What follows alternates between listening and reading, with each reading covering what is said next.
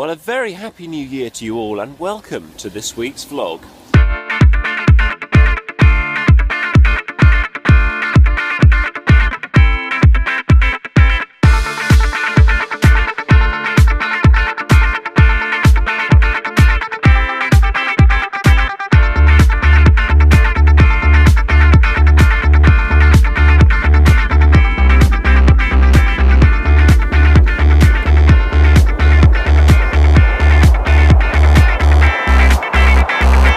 Now, mice may be very small and sometimes quite cute, but they also have very sharp teeth.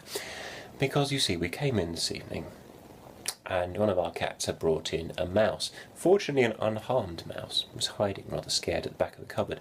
So after moving a few things out of the way, we did manage to get him, and I picked him up by his tail. Gently, you understand. But mice tend to wriggle, and of course, being somewhat scared, he did decide to bite me.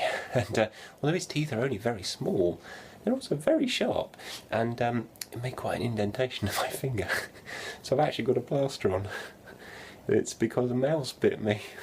Now, in fairness, I did rescue the mouse and completely set him free. His tail was a bit worse for wear, but I have a feeling that's probably going to recover. He seemed to be quite a feisty little thing. But you see, that's the thing about cats. They, you can't really be cross with them for it because it's so much part of their nature.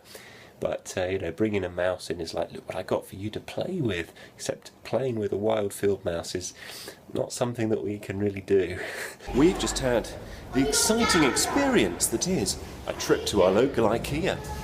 And having broken the one-way system of going around the store, past all the mocked-up rooms, we now have new coffee table, nice new teapots, some tea towels, some noisy children, no, not really, a nice ceiling lamp, and some new glasses. So there you go.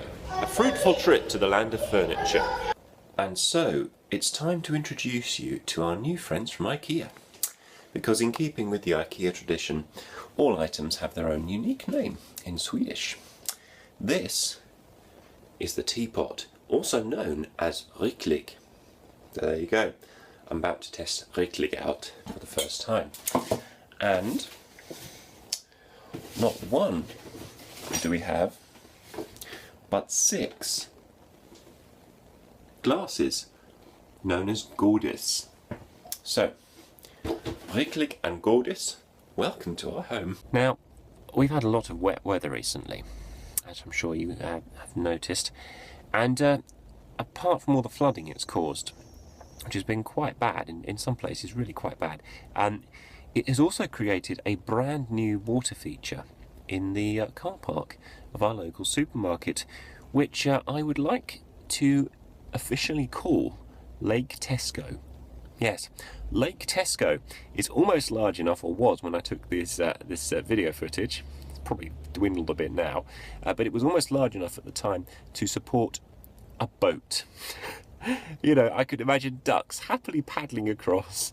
It was that big of a puddle.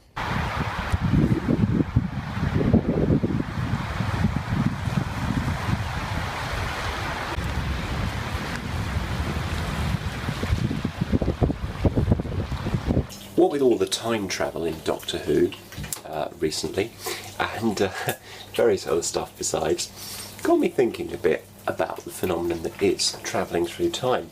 And I was looking on the internet about a couple of weeks ago, and I looked in time travel because, you know, people dispute quite a lot whether it's possible or not to do it.